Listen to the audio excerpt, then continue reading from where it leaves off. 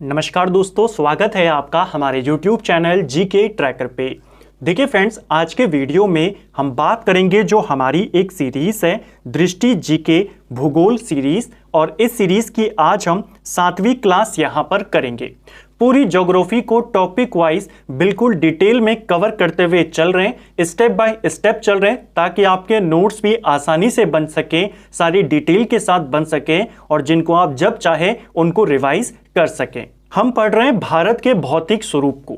हमने बात करी थी सेकंड वीडियो में, जिसमें हमने कहा था भारत के भौतिक स्वरूप को 6 भागों में बांटा गया है।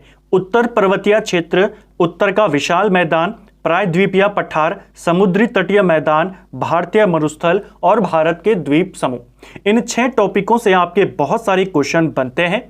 सबसे पहले हमने उत्तर पर्वतीय क्षेत्र को कवर किया, जिसमें हमने हिमालय की विभिन्न श्रेणियों को देखा और जो आपका हिमालय का प्रादेशिक विभाजन था, कुमाऊं हिमालय, असम हिमालय, उनको कवर किया। लास्ट वीडियो में हमने उत्तर के विशाल मैदान को, जिसमें हमने गंगा का मैदान, ब्रह्मपुत्र का मैदान, उन सारे मैदानों को कवर किया।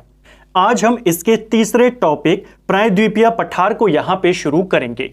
अगर आपने इससे पहले की क्लासेस को नहीं देखा है, आप उनको प्लेलिस्ट में जाके देख सकते हैं। तो चलिए दोस्तों, आज की क्लास को शुरू करते हैं। प्रायद्वीपीय पठार, इसके बारे में बात करेंगे। पहले देखते हैं जो आपका प्रायद्वीप होता है, यह होता क्या है।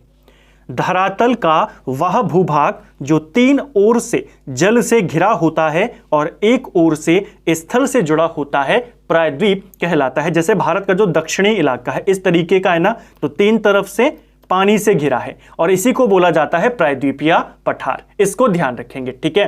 प्रायद्वीप क्या होता है, कई बार परिभाषा भी पूछी गई है। तो ऐसा भूखंड जो आपकी 3 तरफ से पानी से घिरा हो और एक साइड से जमीन से जुड़ा हुआ हो। यूरोप की अगर हम बात करें, जो यूरोप महाद्वीप है, यूरोप महाद्वीप में मैक्सिमम देश ऐसे हैं जो 3 तरफ से पानी से घिरे हुए हैं, इसीलिए यूरोप को प्रायद्वीपीय महाद्वीप भी कहा जाता है। जब हम वर्ल्ड ज्योग्राफी को देखेंगे तब इस बारे में ज्यादा डिटेल में बात करेंगे। तो प्रायद्वीप क्या होता है, धरातल का वह भाग जो 3 ओर से जल से घिरा होता है। और पठार तो आप जानते हैं, ऐसी भूमि जो आसपास के क्षेत्र से थोड़ी सी ऊंची उठी हो, उसे कहा जाता है पठार। यानी ऊपर समतल हो और आसपास की जो जमीन है उससे थोड़ी सी ऊपर उठी हो, वो पठार कहलाता है। अब इसके कुछ इंपॉर्टेंट फैक्ट हैं प्रायद्वीपीय पठार के, उनको देखेंगे। भारत का प्राचीनतम भूभाग प्रायद्वीपीय पठार के रूप में जाना जाता है। यानी जो भारत का प्राचीनतम भूभाग कहा जाता है, वो इसी प्रायद्वीपीय पठार को कहते हैं। यह गोंडवाना लैंड के टूटने और उसके उत्तर दिशा में प्रवाह के कारण बना था। इसको भी आपने ध्यान रखना है। जो भारत था पहले और भारतीय उपमहाद्वीप, ये आपके गोंडवाना लैंड का हिस्सा था। और जो आपका बाकी का एशिया है, जिसमें आपका हिमालय के पीछे की अगर हम पूरी बात करें, जिसमें आपका चाइना हो गया, मंगोलिया हो गया, वो सब आपके अंगारा लैंड का हिस्सा थे, ठीक है। यह आर्कियन युग की चट्टानों से बना है। जो प्रायद्वीपीय भारत है, किन चट्टानों से बना है, आर्कियन युग की चट्टानों से। अब देखिए, जो आर्कियन युग है, इसको प्री कैम्ब्रियन युग भी कहा जाता है और प्री कैम्ब्रियन युग को पृथ्वी का सबसे पुराना युग माना जाता है। यानी जो इसकी चट्टानें हैं वो धरती की सबसे पुरानी चट्टानों में माना जाता है। इसीलिए इस पठार को, जो प्रायद्वीपीय पठार है, विश्व का प्राचीनतम पठार कहते हैं, क्योंकि जिन चट्टानों से ये बना है वो आर्कियन युग की है। आर्कियन युग उस युग को कहते हैं जो पृथ्वी की हिस्ट्री है, उसमें सबसे पुराना युग प्री कैम्ब्रियन युग था, ठीक है। मानव इतिहास से भी पुराना ये घटना थी, इसको ध्यान रखना। तो किस युग की मानी जाती है इसकी चट्टानें, आर्कियन युग की, जिसको कहते हैं प्री कैम्ब्रियन एरा। इसके अगर हम विस्तार की बात करें तो भारत का प्रायद्वीपीय पठार का स्वरूप कैसा है, त्रिभुजाकार है। किस आकार का है, लगभग त्रिभुजाकार है, ठीक है। उत्तर में विंध्यन है, सतपुड़ा है, महादेव, मैकाल, कैमूर की पहाड़ियां हैं। उत्तर पश्चिम में अरावली पर्वतमाला है। उत्तर पूर्व में शिलोंग, कार्बी एंगलोंग का पठार है। दक्षिण में इलायची पहाड़ियां, जिनको कार्डेमम पहाड़ियां कहते हैं, ये भारत की सबसे दक्षिणतम पहाड़ी है, ये इसके दक्षिण में स्थित है। इसी में आपको जो विभिन्न पठार है, मैकौले पठार, अमरकंटक के बारे में, इसके अलावा अरावली पर्वत श्रृंखला, मालवा का पठार, वो सब हम इसी टॉपिक के अंदर कवर करेंगे। आगे आपके और ज्यादा क्लियर हो जाएंगे। यह पठार लगभग 16 लाख वर्ग किलोमीटर के क्षेत्र में फैला हुआ है। जो प्रायद्वीपीय पठार है किस क्षेत्रफल में फैला है? 16 लाख वर्ग किलोमीटर। इसकी औसत ऊंचाई 600 से 900 मीटर है। उत्तर से दक्षिण इसकी लंबाई 1600 किलोमीटर है और पूर्व से पश्चिम इसकी चौड़ाई 1400 किलोमीटर है। इसकी पूर्वी सीमा पर आपका पूर्वी घाट है, पश्चिमी सीमा पर पश्चिमी घाट है। तो पश्चिमी घाट, पूर्वी घाट को भी हम इसी टॉपिक में कवर करेंगे आने वाले वीडियोस में। जैसा आप मैप देख सकते हैं, पूर्वी भाग आपका पूर्वी घाट कहलाता है और पश्चिमी घाट आपका पश्चिम की तरफ है। यह जो क्षेत्र है प्रायद्वीपीय भारत, यहाँ पर भूकंप आने की संभावना काफ़ी कम होती है। ऐसा नहीं है बिल्कुल नहीं आते हैं, लेकिन काफ़ी कम चांसेस होते हैं अगर हम तुलना करें उत्तर भारत से। तो ये कुछ इंपॉर्टेंट तथ्य प्रायद्वीपीय पठार को लेकर के, इसकी चौड़ाई कितनी है, लंबाई कितनी है, ऊंचाई कितनी है, विस्तार कैसा है, वो हमने देखा। सामान्यतः यह पठार पश्चिम की ओर ऊंचा और पूर्व की ओर बढ़ने पर इसकी ऊंचाई कम हो जाती है। यानी पश्चिम की ओर ऊंचा है, जैसे जैसा पूर्व की ओर चलेंगे इसकी ऊंचाई कम हो जाती है। इसीलिए प्रायद्वीपीय पठार की जो ज्यादातर नदियां हैं पश्चिम से पूर्व की ओर बहते हैं, क्योंकि पश्चिम में कैसा है, ऊंचा है, और पूर्व की ओर जैसे जैसे आप चलेंगे ढलान आती रहती है। तो इसीलिए जो प्रायद्वीपीय भारत है इसकी ज्यादातर नदियां पश्चिम से पूर्व दिशा में बहती हैं। लेकिन दो प्रमुख नदियां इसका अपवाद हैं, एक है आपकी नर्मदा और एक है आपकी ताप्ती। ये प्रायद्वीपीय नदियों में अपवाद हैं क्योंकि इनके बहने की दिशा पूर्व से पश्चिम है। और आपने कई बार ये क्वेश्चन देखा होगा कि पूर्व से या पश्चिम की ओर बहने वाली नदियां बताइए। तो ज्यादातर नदियां पूर्व की ओर बहती हैं प्रायद्वीपीय भारत में और जाकर कहां गिर जाती हैं? बंगाल की खाड़ी में। लेकिन कुछ इंपॉर्टेंट नदियां हैं जैसे नर्मदा और ताप्ती, ये पश्चिम की ओर बहती हैं और जाकर अरब सागर में गिर जाती हैं। तो इसको याद रखेंगे। और किस कारण से? भ्रंश घाटी से होकर ये दोनों नदियां बहती हैं। जब हम आगे नदी तंत्र को देखेंगे तो भ्रंश घाटी के बारे में विस्तार से बात करेंगे। फिलहाल इतना याद करिए कि जो आपकी पश्चिम की ओर बहती हैं वो है आपकी नर्मदा और ताप्ती, और कारण है भ्रंश घाटी से होकर बहना। तो आपको इसकी ढलान पता चली किस तरफ है, ज्यादातर नदियों की आपको दिशा पता चली किस तरफ है, पूर्व की तरफ है, और पश्चिम की तरफ बहने वाली दो प्रमुख नदियां आपने ध्यान रखनी है। कुछ इंपॉर्टेंट नदियां जो पश्चिम की ओर बहती हैं और अरब सागर में गिरती हैं, जिसमें नर्मदा, ताप्ती तो है ही, साथ में माही और साबरमती का नाम भी जोड़ लीजिए। कुछ इंपॉर्टेंट नदियां ऐसी हैं जो आपके उत्तर की ओर प्रभावित होती हैं, जैसे आपकी चंबल, सिंध, बेतवा, केन और सोन। ये उत्तर दिशा की ओर जाती हैं और ये ज्यादातर आपकी गंगा या यमुना की सहायक नदियां हैं। तो पश्चिम की ओर और उत्तर की ओर दोनों को आपने ध्यान रखना है, ठीक है। पूर्व की ओर जाने वाली नदियां कॉमन है, जिसमें आपकी गोदावरी, कृष्णा, महानदी, कावेरी, ये सारी प्रमुख नदियां हैं। पश्चिम वाला इंपॉर्टेंट है और गंगा की कुछ प्रमुख नदियां जो उत्तर की ओर बहती हैं, ठीक है। जो प्रायद्वीपीय पठार है यह अनेक पठारों से मिलकर बना है, इसीलिए इसे पठारों का पठार कहा जाता है। कि आपको सीधा क्वेश्चन आएगा, इनमें से किस पठार को पठारों का पठार कहते हैं? तो वो है आपका प्रायद्वीपीय पठार। अब इसको मुख्यतः चार भागों में बांटा गया है। एक है आपका केंद्रीय उच्च भूमि, जिसमें आपकी अरावली पर्वत श्रेणी, मेवाड़ का पठार, मालवा का पठार, बुंदेलखंड का पठार, विंध्याचल श्रेणी और सतपुड़ा श्रेणी, ये सब आती हैं। इस वीडियो में हम इन सभी को डिटेल में कवर करेंगे। इसके बाद दूसरा भाग है पूर्वी पठार, जिसमें छोटा नागपुर पठार, छत्तीसगढ़ का पठार और दंडकारण्य का पठार, ये तीन आते हैं। तीसरा भाग है उत्तर पूर्वी पठार, जो आपका प्रायद्वीपीय पठार है, ये उसके पार्ट्स हैं। तो उत्तर पूर्वी पठार में आपका मेघालय के पठार में हम जानेंगे, और फिर आता है दक्कन का पठार, जिसमें हम दक्कन ट्रैप, कर्नाटक का पठार, आंध्र के पठार, इसके बारे में बात करेंगे। इन तीनों भाग के बारे में हम नेक्स्ट वीडियो में बात करेंगे। आज हम जो आपका केंद्रीय उच्च भूमि है, जिसमें आपके ये सारे पहाड़ और श्रेणियां हैं, इनको देखने वाले हैं, ठीक है। तो सबसे पहले आ गया केंद्रीय उच्च भूमि, जिसके अंतर्गत पहला है अरावली पर्वत श्रेणी। चलिए, यह प्राचीनतम मोरदार अवशिष्ट पर्वत का उदाहरण है। तो प्राचीनतम फोल्ड माउंटेन कौन है? आपका अरावली पर्वत। और अरावली पर्वत किस प्रकार की है? अवशिष्ट पर्वतमाला है। यह सबसे पुरानी चट्टानों से बनी है। जो अरावली पर्वतमाला है, सबसे पुरानी चट्टान। और अगर हम सबसे पुरानी चट्टान कह रहे हैं तो यानी इसकी उत्पत्ति किस काल में हुई है? आर्कियन काल। और मैंने आपको कहा आर्कियन काल को प्री कैम्ब्रियन काल भी कहते हैं, तो दोनों एक है। अरावली की पहाड़ियां मुख्यतः राजस्थान में स्थित हैं। हालांकि इसका विस्तार आपके दिल्ली से लेकर गुजरात तक जाता है, लेकिन ज्यादातर इसे राजस्थान में माना जाता है। ठीक है, विस्तार पूछेगा तो दिल्ली, गुजरात, राजस्थान, इसको आप टिक करेंगे। अरावली का सर्वोच्च शिखर है गुरु शिखर और यह आपके माउंट आबू पर स्थित है। जो आबू पहाड़ी है यह आपकी अरावली पर्वत पर है और इसी पहाड़ी की जो सर्वोच्च चोटी है वो है गुरु शिखर, जो कि अरावली पर्वतमाला की भी सर्वोच्च चोटी है। इसी आबू पहाड़ी पर जैन धर्म का एक फेमस तीर्थ स्थल है दिलवाड़ा जैन मंदिर। प्रश्न आता है दिलवाड़ा जैन मंदिर कहां है? माउंट आबू पर है। और ये किससे संबंधित है? तो ये आपके एक जैनियों से संबंधित है। कुंभलगढ़ शिखर भी यहीं पर स्थित है आपके माउंट आबू पर। अरावली संरचना पश्चिमी भारत का मुख्य जल विभाजक है। देखिए, जो अरावली श्रृंखला है ये जल विभाजक भी है और जलवायु विभाजक भी है, दोनों को देखेंगे। यह राजस्थान के मैदान के अपवाह क्षेत्र को गंगा के मैदान के अपवाह क्षेत्र से अलग करता है।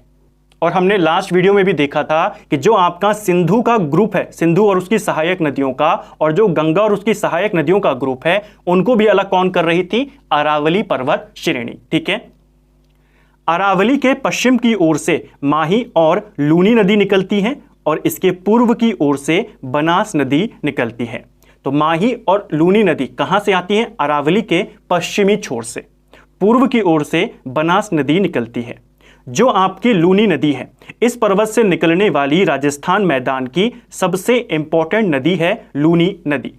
यह लूनी नदी राजस्थान बांगर यानी राजस्थान के मैदान से होते हुए थार मरुस्थल में जाती है और वहां से होते हुए गुजरात का जो रण है, कच्छ का रण, उसमें जाकर विलीन हो जाती है। इसीलिए यह एक अंतःस्थलीय अपवाह तंत्र का उदाहरण है।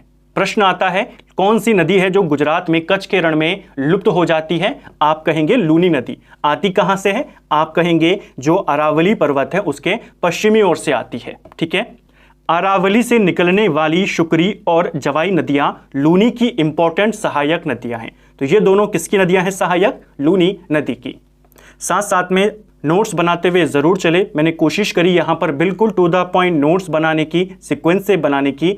आप भी साथ साथ में बनाते हुए चले ताकि आपके और ज्यादा छोटे नोट्स बने। आप इसे अपनी लैंग्वेज में लिखें ताकि आपको और ज्यादा आसानी हो इस पूरे टॉपिक को याद करने में। ठीक है, अरावली पर्वतमाला पश्चिमी भारत की एक मुख्य जलवायु विभाजक भी है।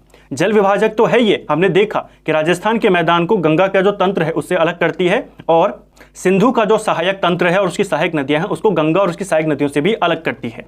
जो अरावली पर्वतमाला है यह पूर्व का जो अधिक वर्षा वाला क्षेत्र है उसको पश्चिम के अर्ध शुष्क वाले क्षेत्र से अलग करती है। तो पूर्व का ज्यादा बारिश वाला क्षेत्र और पश्चिम का थोड़ा शुष्क वाला क्षेत्र, इनको भी विभाजन कौन करता है? अरावली पर्वतमाला करती है। उत्तर पश्चिम भारत में यह क्षेत्र खनिज संसाधनों जैसे तांबा, सीसा, जस्ता, अभ्रक, चूना पत्थर के भंडार की दृष्टि से ज्यादा महत्वपूर्ण है। ठीक है, जो अरावली वाला आपका क्षेत्र है इसको आपने ध्यान रखना है। तो अरावली से आपके क्या क्या क्वेश्चन हमने देखे? अरावली से हमने देखा इसका विस्तार के बारे में हमने बात करी, इसके काल के बारे में बात करी। यह दुनिया का सबसे प्राचीनतम मोरदार अवशिष्ट पर्वत माना जाता है। इसके अलावा हमने इसके सर्वोच्च शिखर को देखा, वहां पर कौन सा मंदिर है उसको देखा, जल विभाजक है तो किस किस को विभाजित करता है हमने उसको देखा, कि राजस्थान के मैदान को गंगा के मैदान से अलग करता है उसको देखा, लूनी नदी के बारे में हमने यहां पर डिटेल में बात करी और ये जलवायु विभाजक भी है उसको भी देखा। अगला है मेवाड़ का पठार। इसका विस्तार राजस्थान और मध्य प्रदेश में है। जो मेवाड़ का पठार है यह अरावली पर्वत को मालवा के पठार से अलग करता है। क्वेश्चन आएगा अरावली और मालवा के पठार के बीच में कौन सा पठार है? मेवाड़ का पठार है। ठीक है, तो मालवा और अरावली के बीच में है मेवाड़। यह अरावली पर्वत से निकलने वाली बनास नदी के अपवाह क्षेत्र में आता है। जो आपका मेवाड़ का पठार है किस नदी के अपवाह क्षेत्र में है? जो बनास नदी है। और बनास नदी कहां से आती है? हमने ऊपर देखा था अरावली पर्वत से आती है। ठीक है, अरावली पर्वत के पूर्व से आ रही थी। बनास नदी चंबल नदी की एक सहायक नदी है, इसको भी ध्यान रखेंगे। अगला पठार है मालवा का पठार। यह पश्चिमी मध्य प्रदेश और दक्षिण पूर्व राजस्थान में बेसॉल्ट चट्टान से निर्मित संरचना है जिसे हम मालवा का पठार कहते हैं। तो राजस्थान और मध्य प्रदेश में पड़ता है ज्यादातर इसका हिस्सा मालवा का पठार। यह नर्मदा और ताप्ती नदियों एवं विंध्याचल पर्वत के उत्तर पश्चिम में फैला हुआ है। मालवा पठार को राजस्थान में हड़ौती का पठार कहते हैं। ठीक है, तो राजस्थान में किस पठार को हड़ौती का पठार कहते हैं? मालवा पठार को। यह पठार ज्वालामुखी चट्टानों से बना हुआ है और जो लावा यहां पर निकला, उसके जो निक्षेप हुए, उसका जो जमा हुआ, उससे यहां की काली मिट्टी बन पाई है। तो लावा के जमा होने के कारण, क्योंकि ये ज्वालामुखी चट्टानों से बना है, तो लावा निक्षेपों के कारण, उनके जमाव के कारण काली मिट्टी यहां पर पाई जाती है। इसीलिए मालवा पठारी क्षेत्र कपास की कृषि के लिए उपयोगी होता है। क्वेश्चन आता है, इनमें से कौन सी मृदा कपास के लिए उपयोगी है? काली मिट्टी। कहां पाई जाती है? मालवा पठार में। क्यों पाई जाती है? क्योंकि ज्वालामुखी चट्टानों से बना है, लावा निक्षेपों के कारण, लावा के जमा होने के कारण यहां की मिट्टी कैसी है? काली मिट्टी है। ठीक है, इससे चंबल और बेतवा नदी निकलती है। जो आपका मालवा का पठार है, यहीं से आपकी चंबल और बेतवा नदी निकलती है। चंबल और इसकी जो सहायक नदियां यहां से आती हैं, इसके साथ जो अन्य आपकी प्रमुख नदियां आती हैं, इन नदियों ने अपने प्रवाह क्षेत्र में इस पठार को उबड़ खाबड़ क्षेत्र में बदल दिया है, जिसको बीहड़ कहा जाता है। क्वेश्चन आ जाएगा, नदियों द्वारा बनाए गए उबड़ खाबड़ क्षेत्र को क्या कहते हैं? बीहड़ कहते हैं। ठीक है, तो ये मालवा का पठार था, जिसमें हमने इंपॉर्टेंट क्वेश्चंस को देखा कि यह नर्मदा और ताप्ती नदियों और विंध्याचल पर्वत के उत्तर पश्चिम में फैला हुआ है। हमने देखा इसे राजस्थान में हड़ौती का पठार कहते हैं। हमने देखा यह ज्वालामुखी चट्टान से बना है, जिससे यहाँ पर की जो मिट्टी है वो काली मिट्टी पाई जाती है और काली मिट्टी कपास के लिए उपयोगी होती है। फिर हमने बात करी कि यहीं से आपकी चंबल और बेतवा नदी आती है। ठीक है, अगला है बुंदेलखंड का पठार। यह मालवा के पठार के पूर्व में स्थित है। इसका विस्तार ग्वालियर के पठार और विंध्याचल श्रेणी के बीच मध्य प्रदेश और उत्तर प्रदेश दोनों में पड़ता है। ठीक है, यूपी के इसमें 7 जिले आते हैं, एमपी के इसमें 8 जिले पड़ते हैं। तो बुंदेलखंड का पठार मालवा के पठार के पूर्व में स्थित है। कई बार इस प्रकार के क्वेश्चन भी भूगोल में आते हैं, लोकेशन को लेकर, कौन किसके पश्चिम में है, कौन किसके उत्तर में है। तो मालवा के पठार का पूर्वी क्षेत्र क्या कहलाता है? बुंदेलखंड का पठार। विस्तार हमने देखा, यह नीस और क्वार्ट्जाइट के गहन अपरदन से विकसित हुआ है। यहाँ की ग्रेनाइट और नीस चट्टानी संरचना में अक्षय और अपरदन की क्रिया होने के कारण यहाँ पर लाल मिट्टी का विकास हुआ है। तो काली मिट्टी पाई जाती है मालवा के पठार में, लाल मिट्टी पाई जाती है आपके बुंदेलखंड के पठार में। और क्यों? क्योंकि यहाँ पर ग्रेनाइट और नीस चट्टानों से ये बनी हुई थी, इनके अपरदन के कारण यहाँ पर लाल मिट्टी बनी है। चंबल नदी द्वारा बने महाखड्डों के कारण इस प्रदेश को उत्कात भूमि का प्रदेश, बैड लैंड टोपोग्राफी कहते हैं। तो चंबल नदी के द्वारा जो महाखड्डे बनाए जाते हैं, उस वजह से किस क्षेत्र को उत्कात भूमि का प्रदेश कहते हैं? आप कहेंगे बुंदेलखंड का पठार। बुंदेलखंड सूखा प्रभावित क्षेत्र है, जिस वजह से केंद्रीय उच्च भूमि का ये आर्थिक दृष्टि से एक पिछड़ा क्षेत्र है। हमने जितने क्षेत्र देखे ऊपर, हमने मालवा का पठार देखा, मेवाड़ का पठार, अरावली पर्वत श्रेणी, ये सब किसका भाग है? केंद्रीय उच्च भूमि का। उन्हीं में से एक भाग जो बुंदेलखंड का पठार या बुंदेलखंड का क्षेत्र है, काफी पिछड़ा हुआ क्षेत्र है आर्थिक दृष्टि से। ठीक है, मध्य प्रदेश तथा छत्तीसगढ़ की सीमा पर स्थित बघेलखंड का पठार केंद्रीय उच्च भूमि को पूर्वी पठार से अलग करता है। तो एक बघेलखंड का पठार भी याद कर लीजिए, हमने ऊपर देखा था ना कि 4 भागों में बांटा जाता है प्रायद्वीपीय पठार को। उनमें से एक है केंद्रीय उच्च भूमि, दूसरी है पूर्वी पठार। इन दोनों को अलग करता है बघेलखंड का पठार। ये भी क्वेश्चन बन जाएगा। अगला है विंध्यान पर्वत श्रेणी। इसके क्या क्या पॉइंट है, बिल्कुल टू द पॉइंट नोट्स के माध्यम से जानेंगे। इसकी लंबाई 1200 किलोमीटर है। इसकी औसत ऊंचाई 500 से 700 मीटर के मध्य में है। इसका विस्तार गुजरात से लेकर मध्य प्रदेश, उत्तर प्रदेश, बिहार, छत्तीसगढ़ तक हमें देखने को मिलता है। ठीक है, किसका विस्तार? विंध्याचल श्रेणी का विस्तार। इसके पश्चिम में भारनेर श्रेणी है और पूर्व में कैमूर पर्वत श्रेणी है। ठीक है, क्वेश्चन आ जाएगा कैमूर पर्वत श्रेणी किस में स्थित है? आप कहेंगे विंध्याचल श्रेणी का भाग है। ठीक है, उसके पूर्व में पड़ता है। विंध्याचल जो श्रेणी है आपकी, कई पहाड़ियों की एक पर्वत श्रेणी, यानी कई सारी पहाड़ियों से मिलकर बनी है, जिसमें विंध्याचल है, कैमूर है और पारसनाथ की पहाड़ियां, वो सब विंध्यान पहाड़ियों में पाई जाती हैं।